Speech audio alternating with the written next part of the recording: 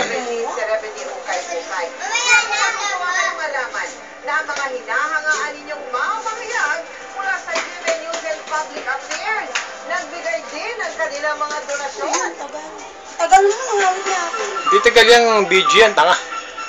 Paano pa kaabala ang ating mga kapuso anchors at reporters?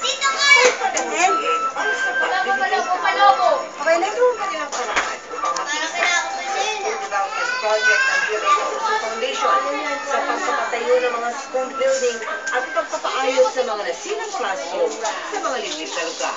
I-file mo yan eh. Yan yung ano natin na, lumang ano natin ba? Yun, for Jessica Ko, isa sa agitaino para sa OBNG Celebrity Ukay-Ukay Project na ang magbebenepisyo ay ang mga batang nangangailangan ng mga classroom at mga eskwelahan. Gusto ko pong i-donate ang ilan sa aking mga damit.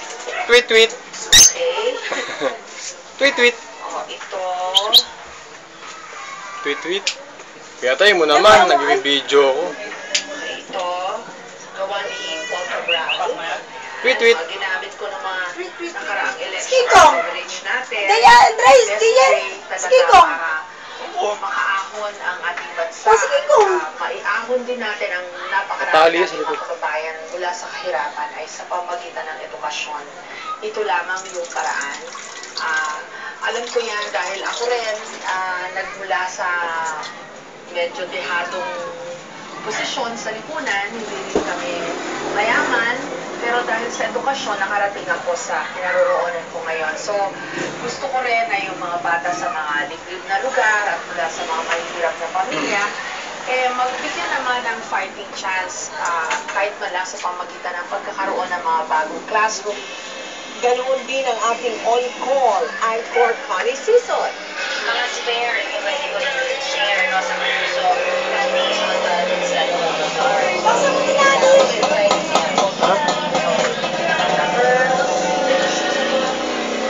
Saan na ba? Hindi ko siya nagagamit.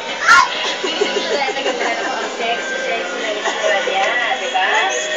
Labas mo nga. Hindi ko siya nagamit. Kings! Ito lang yan sa studio. Alam naman natin na Itim mo talaga, hindi ka makita. Kaya pa.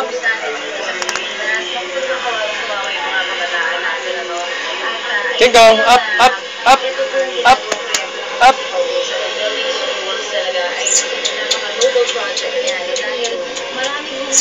Kings, up. Hindi rin naman pahuhuli ang Tama ating na, mga di news reporters. Pero tuloy bahagi ang kanilang mga personal na kagamitan para sa Up. For my part, it could be just a very little gesture, pero napakalaki.